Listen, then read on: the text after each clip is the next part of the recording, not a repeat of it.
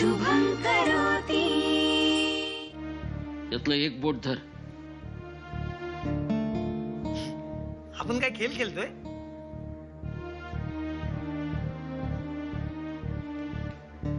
हो, हा खेळ खेळायचा की नाही यासाठी कौल मागतोय.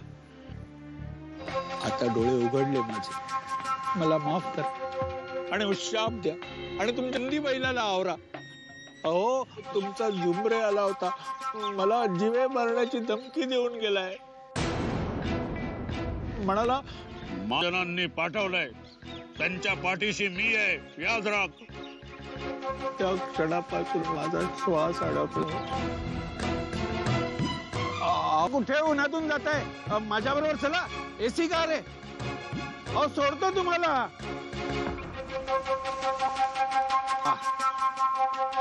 आगीत तेल नाही, पेट्रोल पडलंय. त्या खानोलकरकडे कशाला गेला होतास आमच्यासाठी? त्याला धमक्या कशाला देऊन आला? आमच्या घराच्या वैयक्तिक प्रश्नामध्ये तुझा काय संबंध आहे? गावगुंड तो गावगुंड, गुंडगिरी करायची आमचं नाव घेऊन. बस झालं. गप्प बसतो म्हणून वाटेल ते ऐकून नाही घेणार मी. मी नगरसेवक आहे इथला. अरे, लोकांनी प्रेमाने निवडून दिले मला. चांगल्या माणसाशी चांगलंच वागतो आपण. हा, आणि आता राहिला प्रश्न खानोलकरांना धमकवण्याचा. तर ते का केलं सांगू? तुमच्या घराबद्दल, तुमच्या घर माणसांबद्दल आपल्याला काहीतरी वाटतं ना, म्हणून. आणि शशांकचं म्हणाल ना, तर शशांकला नाही तोडलं, तुम्हीच तोडलंय तुमच्यापासून. कधी विश्वास दाखवला त्याच्यावर? त्याला समजून घेण्याचा प्रयत्न केला? अरे, त्याच्यातले गुण शोधण्याचा प्रयत्न केलात का? नाही. एक गोष्ट लक्षात ठेवा, शशांकला मी जवळ केलाय ना, तो तुमच्यासारख्या चांगल्या बापाचा पोरगा आहे म्हणून.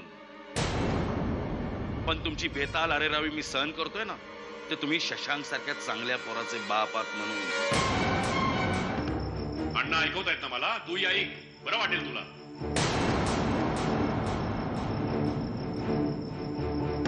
माझ्या वडिलांना कोणीतरी बोलताना पाहून आनंद व्हायला मी तुमच्याशी नातं तोडलं नाहीये बाबा. मग सुमरे सारख्या नालायक माणसाबरोबर तू काम करतोयस हे मला समजल्यानंतर मी काय करायला हवं होतं? मिरवणूक काढायला हवी होती तुझी. आणि बाबा, तुम्हाला झुमरेंबद्दल एवढा राग का? नाही, आणि झुमरेंबद्दल असेल कदाचित, पण म्हणून स्वतःच्या मुलाला इतकं बोलावं? आणि बाबा, तुम्ही सुद्धा त्या भिंगारडे सारख्या हलकट माणसाबरोबर काम करताच ना. गाडीची किंमत उरलेली नाही. सगळेजण हसतायत माझ्यावर. अहो, असं काय करताय? आता तू काय रडतेस? तू पण हस ना मला. बाबा, मी चुकलो, मला माफ करा. यापुढे मी त्या झुमऱ्यांकडे चुकून सुद्धा जाणार नाही. तुम्ही सांगाल ते करेन मी. मी तिथे नोकरी करेन, हवं असेल तर आपल्या प्रेसमध्ये काम करेन. बाबा,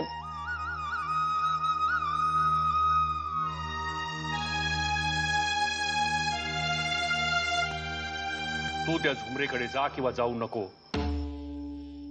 मला काहीही फरक पडत नाही. तुझा तू स्वतंत्र आहेस आता. बाबा,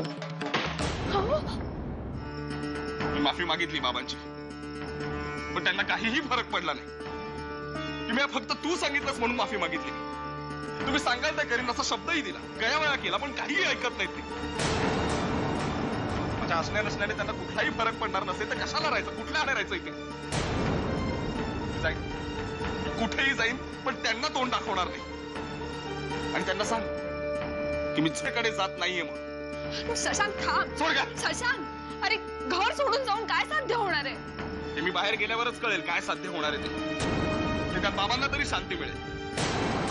त्यांना कुठल्याही नात्याची आठवण नको व्हायला.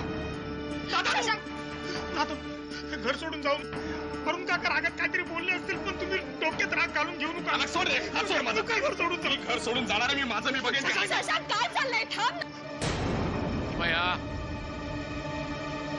शशांक,